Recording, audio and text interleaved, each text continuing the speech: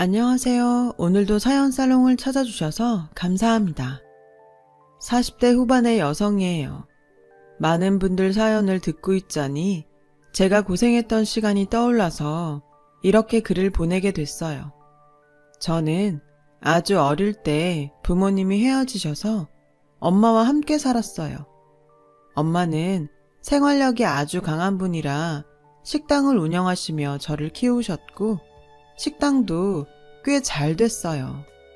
엄마가 앉아서 쉬는 일이 별로 없을 만큼 무척 부지런해서 바쁜 중에도 제가 인스턴트나 분식을 먹지 않게 건강식단으로만 신경 쓰시고 성적도 일일이 다 챙기셨어요. 그 덕에 저는 학교 성적도 뒤지지 않았고 물질적으로도 크게 어려움을 겪지는 않았어요. 하지만 아버지의 부재가 마음에 컸었는지 얼른 결혼을 해서 좋은 가정을 만들어야지 그런 마음이 컸죠. 저는 대학을 졸업하자마자 다니던 회사에서 남편을 만나게 됐는데 2년 정도 사귈 때만 해도 남편과 결혼할 생각은 별로 없었어요. 제가 바라는 이상형은 아니었거든요. 워낙 남편이 저한테 적극적이어서 제가 좀 끌려다니다가 사귀긴 했거든요. 그런데 남편이 결혼 이야기를 꺼내니 그때는 정말 망설이게 되더군요. 제가 결혼 이야기를 피하자 남편은 지연아, 나는 진짜 너밖에 없다는 거 너도 잘 알잖아. 결혼하면 정말 잘할 자신 있어. 장모님한테도 아들 노릇하고 너한테도 진짜 잘할게. 아직 엄마를 만나지도 않았는데 장모님이라고 하는 게 낯설기도 하고 한편으로는 좋기도 했어요. 하지만 저는 남편이 이상형이 아니라는 것 말고도 망설여지던 이유가 있었어요. 저희 집에 아빠가 안 계신데 들리는 소문으로는 남편 어머니가 집안 내력을 꽤 따지신다고 하더라고요. 아빠 없이 큰 것도 서러운데 그걸 다른 사람한테 약점으로 잡히기 싫었죠. 남편은 그런 제 마음을 알았는지 우리 엄마가 까다로운 데가 있긴 하지만 그래도 속정이 깊고 다른 사람 이해도 잘해. 집안 사정이야 어느 집이든 있는 건데 아버지 안 계신다고 무턱대고 반대하고 그러실 뿐 아니야. 라고 했고 저는 당황해서 내가 어머님 뵙지도 않았는데 어떤 분인지 어떻게 알겠어. 자기 어머님 나쁘게 보고 그런 건 없어. 결혼이란 건 인생에서 가장 큰 일 중 하나니까 신중하자는 거지. 라며 변명하고 넘어갔어요. 사실 남편은 친구들이나 시끌벅적한 술 모임을 좋아했는데 저는 그런 데에 몰려다니는 것보다 집에서 우리만의 시간을 갖기를 원했거든요. 그런 점들도 많이 걸렸죠. 하지만 남편은 끈질기게 저를 설득했어요. 술 모임도 줄이고 네가 원하는 대로 할게. 주말에는 장 보러도 같이 가고 집에서 같이 책도 읽고 요리도 하고 그렇게 할 수 있어. 정말이야. 결국 저는 남편에게 지고 말았어요. 남자한테 휘둘려서 결혼하지 말아야지. 마음 단단히 먹었던 게 흔들린 건 누가 나를 또 이렇게까지 좋아해 줄까 그런 생각이 들었기 때문이었어요. 엄마는 남편이 집에 인사를 오자 손을 꼭 잡으며 우리 지연이가 아빠 없이 커서 마음에 외로움이 많아. 자네가 많이 채워주면 좋겠어. 라고 하시는데 눈물이 나더군요. 엄마는 제가 외로워하는 걸 다 알고 계셨던 거예요. 엄마 힘들까봐 티내지 않는다고 했는데 역시 엄마는 모르는 게 없구나 하는 생각에 마음이 아팠어요. 남편이 우리 집에 인사를 한 후 남편 집에 갔어요. 저는 홍삼에 한우에 명품 향수까지 잔뜩 사가지고 가면서도 엄청 긴장이 됐죠. 하지만 시어머니는 듣던 만큼 깐깐하지 않으셨어요. 우리 집도 얘 고등학교 때 아빠 돌아가시고 그때부터 나 혼자였는데 내가 아버지 없다고 흠잡으면 나만 웃긴 사람 되는 거지. 어머니께서 혼자 이렇게 딸 잘 키우신 걸 보니 참 대단하시다는 생각이 든다. 라고 하셔서 저는 안심이 됐어요. 시어머니는 엄마가 큰 식당을 운영하시는 거에 관심을 많이 보이시더라고요. 집안 내력을 본다는 게 돈을 본다는 뜻이라는 걸 그때의 저는 전혀 몰랐기 때문에 엄마를 좋게 보는 걸로만 생각했어요. 저와 남편의 결혼은 일사천리로 진행됐고 어느 가을 좋은 날에 결혼식을 올렸어요. 신혼 때는 정말 남편이 노력하는 모습이 보였어요. 그렇게 밖에서 친구들하고 어울리기 좋아하는 사람이 주말이면 저하고 같이 시간을 보내려고 애쓰더라고요. 시어머니도 저한테 크게 무리한 요구는 하지 않으셨어요. 제가 알아서 주말마다 찾아가기는 했지만 제사나 김장같이 큰일이 있을 때가 아니면 다른 일에는 자유를 많이 주는 편이었죠. 하지만 이런 시간은 정말 결혼하고 딱 3년뿐이었어요. 사람은 고쳐 쓰는 거 아니랬다고 남편은 점점 밖으로 돌기 시작했어요. 집에만 있는 게 갑갑하니 친구들 만나서 술 마시고 놀다 오는 건 저도 이해를 하죠. 남편은 하루도 빠지지 않고 약속을 잡아 술을 마셨어요.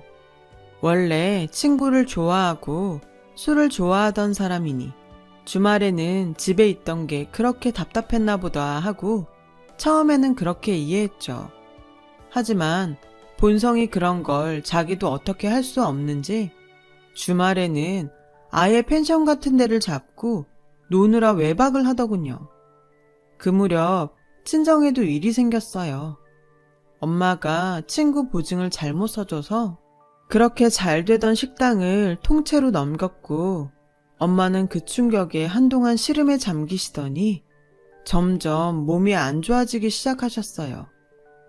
저는 남편도 남편이지만 엄마도 돌봐야 해서 한동안 친정을 자주 왔다 갔다 했어요. 그런데 시어머니가 저보고 친구들 오는 날 집에 와서 갈비찜을 하라고 하시더라고요.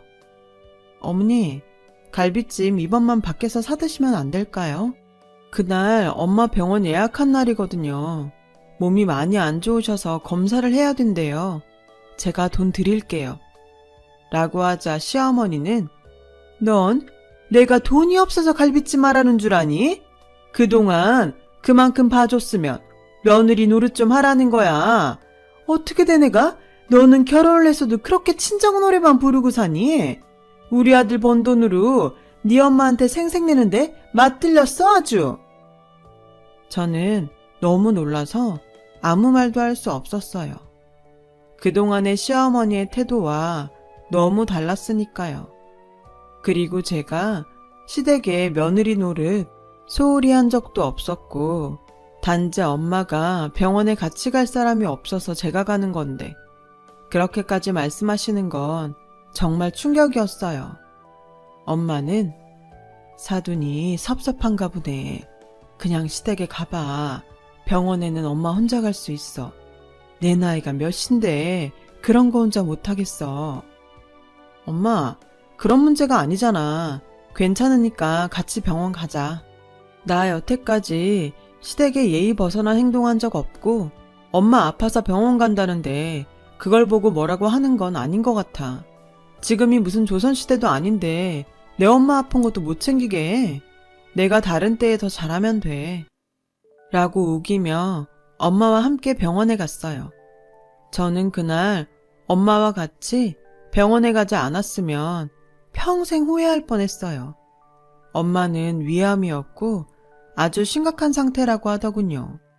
아무래도 친구가 잠적하고 식당이 넘어가서 너무 힘드셨던 것 같아요. 제가 엄마를 잡고 펑펑 울자 엄마는 괜찮아. 나 그렇게 쉽게 안 죽어. 아직 손자도 안아보지 못했는데 그냥 갈 것 같아? 이대로는 절대 못 죽지. 수술하고 치료 잘 받으면 돼. 라며 오히려 저를 위로하셨어요.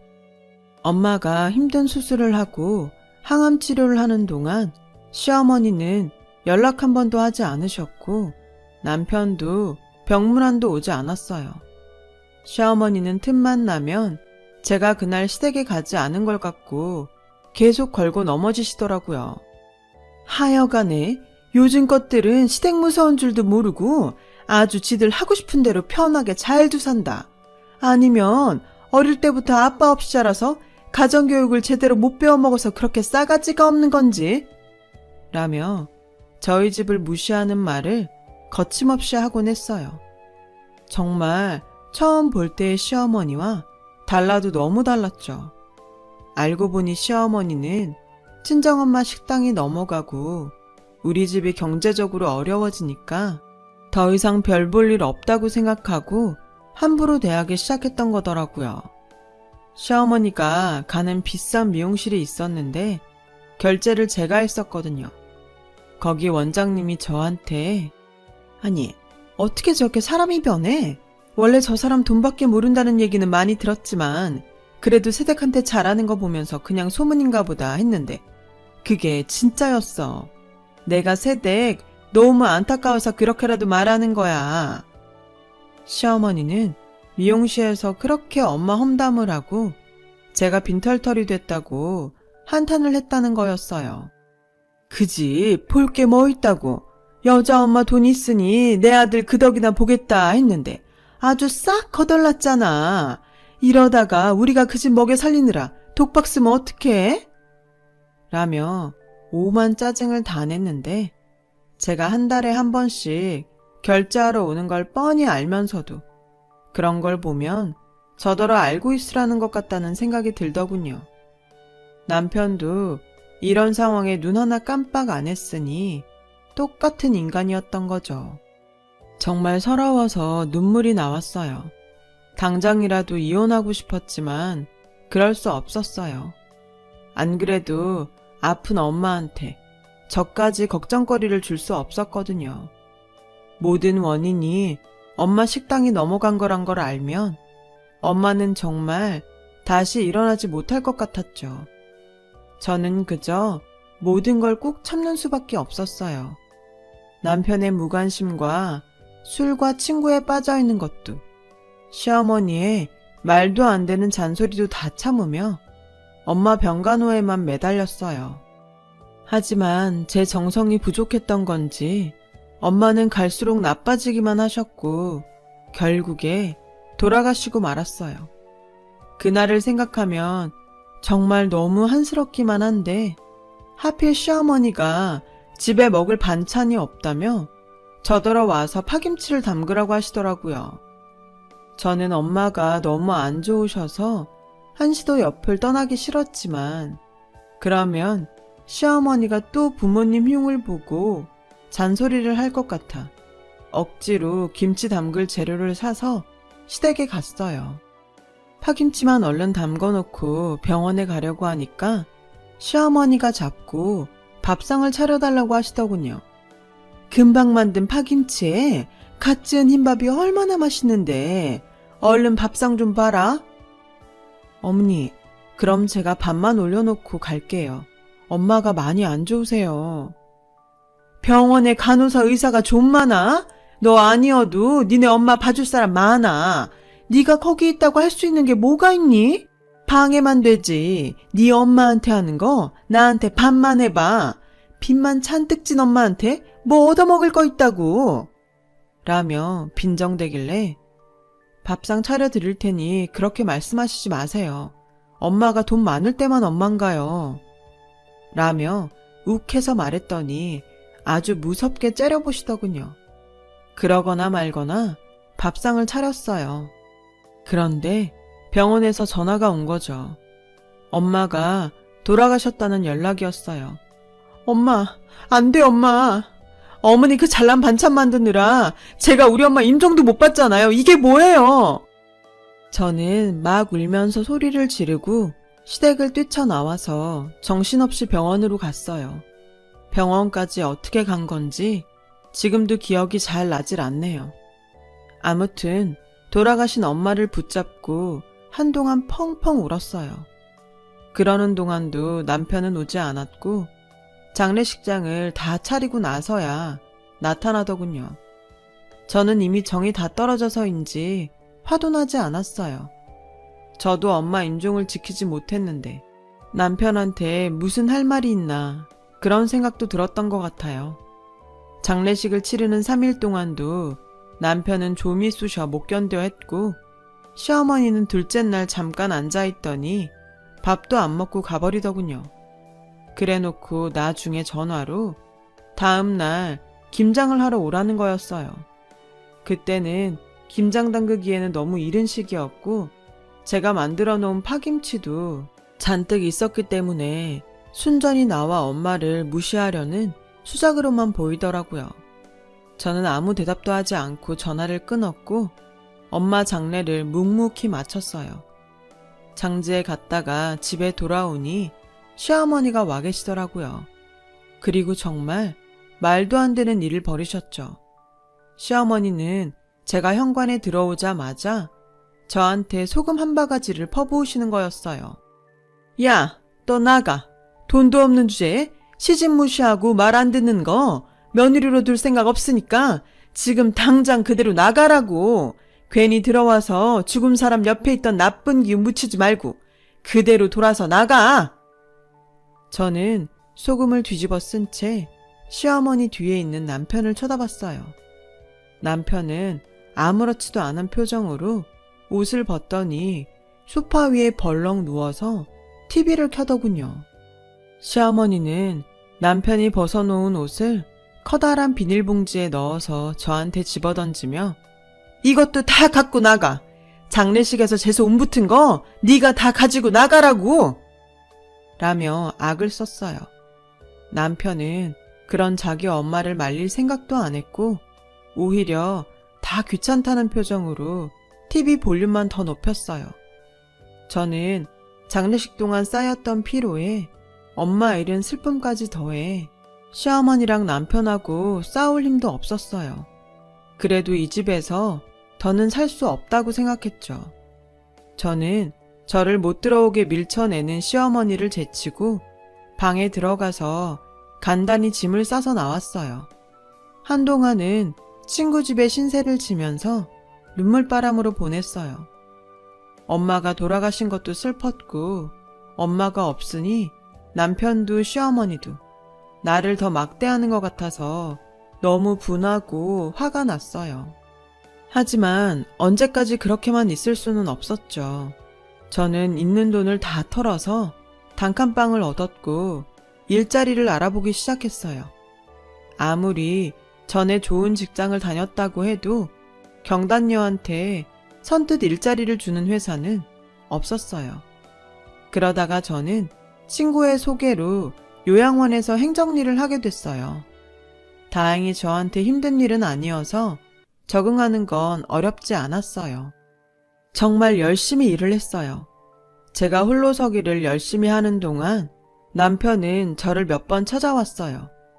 됐으니까 이제 그만 들어와라. 언제까지 밖에서 주접 떨면서 개길 거야. 라고 하길래 우리 엄마 장례식 때문에 재수 온 붙는다는 집에 내가 뭐하러 다시 들어가? 내 생각 해주는 척 하지 말고 이혼 서류에 도장이나 찍어. 너 술 먹고 들어오면 해장국 끓여줄 사람 없고 네 엄마 반찬 해줄 사람 없어서 아쉬운 거잖아. 라고 하자 남편은 인상을 쓰며 돌아갔고 얼마 후 이혼 서류에 도장을 찍어 보냈더군요. 그렇게 저와 남편은 이혼을 하게 됐죠. 그리고 요양원 일에 더 열심을 냈어요. 제가 할 일은 아니었지만 어르신들이 같이 쓰는 공간에 청소도 거들고 가끔은 할머니, 할아버지, 말벗도 되어드렸어요. 그분들을 볼 때마다 돌아가신 엄마가 생각이 나서 마음에서 한 번 더 살펴드리게 되더라고요. 그런 저를 잘 봤는지 원장님은 제게 따로 보너스를 챙겨주시더군요. 김지연 씨, 자기 일도 할 거 많은데 척척 잘하고 노인분들 수발까지 들어주니 내가 얼마나 고마운지 몰라. 아니에요. 저야 할 일을 하는 건데요. 아빠는 제가 아주 어릴 때 엄마랑 이혼하셨고 엄마도 얼마 전에 돌아가셨거든요. 다 제 부모님 같은 마음이 들어서 제가 하고 싶어서 하는 거예요. 그런 일이 있었구나. 몰랐네. 그래도 이렇게 자기 부모님처럼 생각하고 일일이 비위 맞추는 거 쉽지 않은데. 김지연 씨 타고났나 봐. 요양사 자격증 따보는 거 어때? 그때까지 생각하지 못했던 일이었는데 괜찮을 것 같았어요. 그래서 원장님이 하라는 대로 공부를 해서 사회복지사 자격증을 따고 요양보호사 교육과정을 마치게 되었죠. 원장님은 그동안 제가 행정일을 하면서 노인들을 돌봤던 것까지 경력으로 인정해주면서 다른 요양사들을 관리하도록 하셨어요. 저 정말 열심히 일했어요. 전보다 더 노인분들 환경에도 신경을 썼고 예산이 허락하는 내에서 가장 좋은 것들을 해드리려고 노력했죠. 그 효과가 나타났는지 저희 요양원이 좋다고 소문이 나서 들어오겠다는 문의가 예전보다 더 많이 늘어나더라고요. 그러던 어느 날 50대쯤 된 남자분께서 저를 찾아오셨어요. 부모님 입원 문의를 하러 오셨나 보다 생각했는데 김지연 씨 되시죠? 심형수님 대리 변호사입니다. 심형수님이요? 아, 혹시 그 할아버지... 네, 얼마 전 여기서 돌아가신 분 맞습니다. 그 할아버지는 제가 특별히 마음이 쓰이던 분이었어요. 아빠가 계시면 이분 나이쯤 되겠다 싶어서 행정일을 할 때도 자주 들러서 얼굴도 씻겨드리고 로션이랑 선크림 발라서 휠체어로 바깥 마당에도 자주 모시고 나갔거든요. 변호사는 그분이 상당한 자산가였다고 하는 거였어요. 자식도 없는 분이셔서 원래는 재산을 모두 사회에 환원하신다고 하셨는데 돌아가시기 전에 김지연 씨 앞으로 재산의 20%를 남긴다고 유언장을 고치셨어요. 그분이 제게 주신 재산은 50억쯤 되더라고요. 저는 뜻밖의 일에 너무 놀라서 몸둘 바를 몰랐어요. 당시 요양원 원장님은 요양원의 편의시설 증축과 확장에 대한 자금 문제 때문에 여러 가지로 고민이 많으셨어요. 저는 요양원에 일부 투자하기로 했어요. 지연 씨, 정말 그래도 되겠어? 어떻게 될지 확실치도 않은데 정말 아깝지 않아? 이보다 더 어떻게 잘 쓰겠어요. 원장님은 제가 어려울 때 저 많이 돌봐주셨잖아요. 이렇게라도 제가 도움이 될 수 있어서 너무 다행이에요. 젊은 사람이 이렇게 경우가 밝은 건 또 처음 보네. 고마워 지연 씨. 우리 열심히 해보자. 원장님은 눈시울을 붉히며 제 손을 꼭 잡으셨어요. 저와 원장님은 옆 건물을 인수해서 병실과 여러 시설을 늘리고 그동안 요양원이 좁아서 받지 못했던 노인분들까지 받게 되었어요. 그러면서 요양원 이미지도 더 좋아졌죠. 그런데 하루는 남편한테서 전화가 왔어요. 당신 잘 지내는 거야? 요양원도 운영한다며. 어떻게 일이 잘 풀렸나 보네. 어디서 들었는지 모르겠지만 그쪽하고 상관없고요. 이제 저한테 당신이라고 하지 마시죠. 제가 왜 그쪽 당신입니까? 라며 쏘아붙이자 남편은 더 이상 말을 못하고 전화를 끊더군요. 그리고 얼마 후 시어머니가 요양원에 찾아왔어요. 만나고 싶지 않았는데 막무가내로 제 사무실로 밀고 들어오더니 땅바닥에 주저앉아 신세한탄을 하더군요. 아유, 얘 내가 암에 걸렸댄다. 나 좀 살려다오. 라면서 매달리는데 정말 한숨만 나왔어요. 듣자 하니 니네 요양원이 그렇게 시설도 좋고 다른 데보다 밥도 잘 나오고 좋다며? 자리 하나만 내줘. 여기는 할머님은 못 들어오세요. 그런 게 어딨어? 네가 여기 있는데. 예정을 생각해서 네가 힘 좀 써봐라. 아니에요. 저희도 우선순위가 있어요. 할머님은 그 우선순위에서도 밀리시고요. 차라리 병원에 입원을 하세요. 내가 입원할 정도는 아니랜다. 그리고 할머님이 뭐니? 청없이 들리게. 제가 댁하고 정이 있을 게 뭐 있나요? 우리 엄마 아프실 때 생각하면 저는 지금도 피눈물이 나요. 저는 댁 때문에 우리 엄마 임종도 못 지킨 사람이에요. 그런데 이제 와서 지 좀 살겠다고 요양원 자리 내달라는 말이 나와요? 댁처럼 쌩쌩하고 지 잘난 맛에 혼자 잘 돌아다니는 사람한테는 여기 자리가 없어요. 갑상선암 초기시면 열심히 치료하면 나으실 거예요. 하늘도 무심하시지. 우리 엄마같이 열심히 살고 착하던 분은 그렇게 데려가시고 남한테 기생충처럼 빌붙는 게 버릇된 이런 사람들은 뭐 이것도 다 하늘에서도 좋은 사람만 필요한가 보다 라고 생각하고 살고 있어요. 당신 같은 사람 돈 없으면 무시하고 그런 사람한테는 요양사도 소개 못 해주니까 그런 줄 아세요. 저는 완전히 차갑게 돌아섰어요.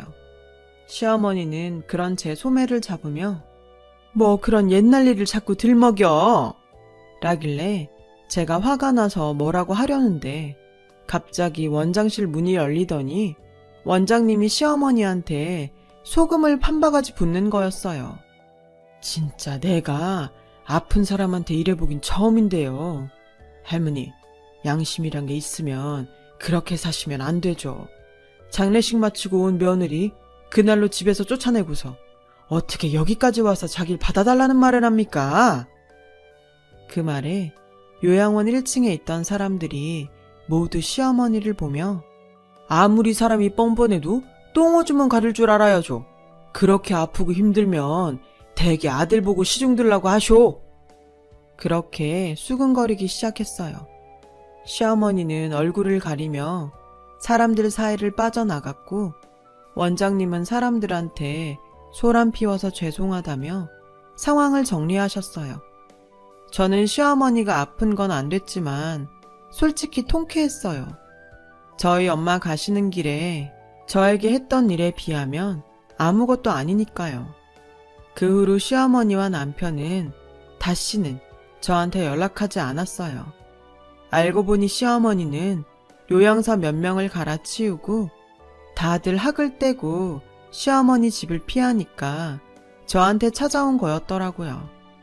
요양사들한테도 막말하고 그깟일 한다며 무시했다고요. 그런 게 돌고 돌아서 벌을 받은 건지 모르겠지만 시어머니는 아무도 봐줄 사람이 없어서 결국 시골 친척집에 얹혀 살게 됐다고 해요. 그 후로는 소식을 알 수 없네요. 그게 벌써 5년도 더 된 일이에요. 저는 원장님과 계속 요양원을 하고 있고요. 얼마 전부터는 좋은 남자를 만나 교제 중에 있어요. 결혼을 할지는 아직 잘 모르겠지만요. 저는 일단 제 일과 삶에 충실할 생각이에요. 제 긴 이야기 들어주셔서 감사하고 모든 분들의 삶에 건강과 안녕이 함께 하시길 바랍니다. 다들 좋은 하루 보내세요. 여러분, 사연 댓글에 응원과 현명한 조언 부탁드려요. 좋아요와 구독은 저에게 큰 힘이 됩니다. 오늘도 좋은 일 가득하세요.